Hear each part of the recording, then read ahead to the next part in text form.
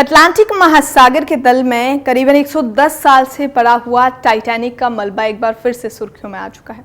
अब सुर्खियों में क्यों आ चुका है ये आपको पहले थोड़ा सा बता देते हैं। दरअसल टाइटैनिक के मलबे को देखने के लिए एक टाइटन पनडुब्बी जो थी वो अटलांटिक महासागर में गई थी, लेकिन उसमें 5 लोग सवार थे। अब खबर ये सामने आ रही है कि जो टाइटन पनडुब्बी थी वो अब पूरी तरह से मलबा बन चुकी है, यानी कि टाइटन पनडुब्बी से संपर्क पूरी तरह से टूट चुका था, जिसके बाद लगातार उसे खोजा जा रहा था। और अब खबर ये सामने आई है कि टाइटैनिक जहां पर मलबा पड़ा हुआ है टाइटैनिक का, उसके पास एक और मलबा मिला है। कहा जा रहा है कि वो टाइटन पनडुब्बी का मलबा है और उसमें जो 5 लोग गए थे, 5 लोगों की मौत हो चुकी है। इसको लेकर टाइटैनिक का मलबा लगातार सुर्खियों में बना है, लेकिन इसी बीच वैज्ञानिकों ने भी कहा है कि टाइटैनिक का जो मलबा है इसको लेकर एक बड़ी अपडेट सामने आई है।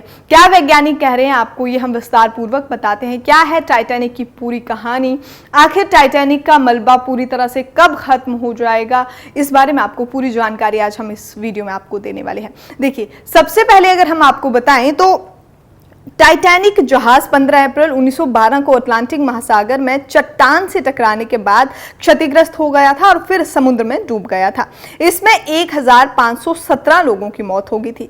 कनाडा और स्पेन के जो रिसर्चर्स थे, इन्होंने international journal of systematic and evolutionary microbiology के साल 2010 के अंक में इस बैक्टीरिया के बारे में लिखा था, जिसकी अब चर्चा होने लगी है। क्या है ये आपको पूरी तरह से बताते हैं।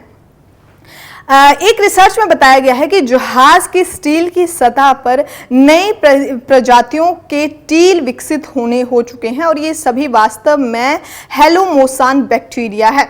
इसकी पकड़ जैसे जैसे फैलती जाएगी, टाइटैनिक का मलबा नष्ट होता जाएगा। यानी कि 1985 में हुए एक रिसर्च के मुताबिक समुद्र की सतह से करीब 2 मील नीचे और कनाडा के करीब 229 मील दक्षिण पूर्व में टाइटैनिक का मलबा खोजा गया था, जो वक्त के साथ साथ खराब होता जा रहा है।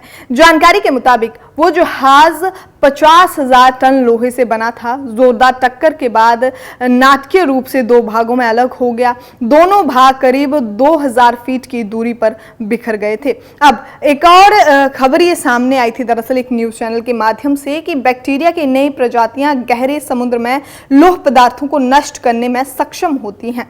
अब टाइटैनिक के मलबे पर जंग का जो स्तर है वो काफी घना हो चुका है। जंग जो है वो अंदर कितनी उसमें नई प्रजातियां जन्म ले रही होंगी ये अभी कहा नहीं जा सकता है। दरअसल रिसर्च के मुताबिक जो होलोमोसन बैक्टीरिया है, जीवाणु है, वो उसमें पाया गया है, जिसके बाद आशंका गहराई जा रही है कि आने वाले कुछ सालों में टाइटैनिक के मलबे का अस्तित्व पूरी तरह से खत्म हो जाएगा। वास्तव में ये बैक्टीरिया उन जगहों पर ज्यादा पनपते हैं जिनकी संरचना कमजोर होती है।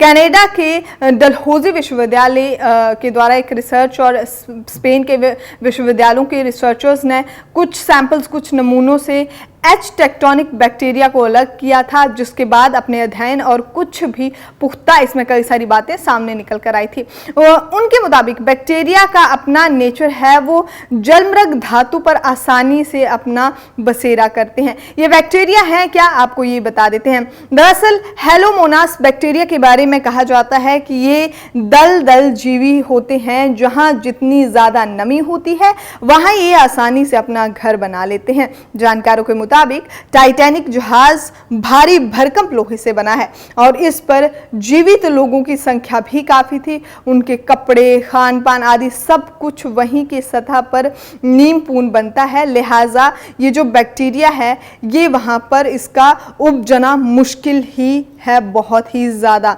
तो अब टाइटैनिक के मलबे को लेकर एक खबर सामने आ रही है कि आने वाले 15 सालों में इस खतरनाक बैक्टीरिया की वजह से टाइटैनिक का पूरा मलबा जो है खत्म हो जाएगा, यानी कि टाइटैनिक के मलबे का जो अस्तित्व है वो भी पूरी तरह से मिट जाएगा। फिलहाल जो टाइटैनिक को देखने के लिए पनडुब्बी गई थी, आपको फिर से बता दें, उस पनडुब्बी की भी क्षतिग्रस्त होने की खबर सामने आई है, क्योंकि टाइटैनिक के पास कुछ मलबा मिला है जिसमें यह कहा जा रहा है कि जो 5 लोग उस पनडुब्बी में सवार थे, जो टाइटैनिक का मलबा देखने के लिए गए थे, उन 5 की मृत्यु हो चुकी है। चलिए फिलहाल इस वीडियो में इतना ही। अभी के लिए इजाजत दीजिए। चैनल को जरूर सब्सक्राइब करें, वीडियो को लाइक किए बिना बिल्कुल न जाएं। आप जुड़े थे इंडिया समाचार 27 के साथ। मैं हूं आपके साथ स्वाति ठाकुर।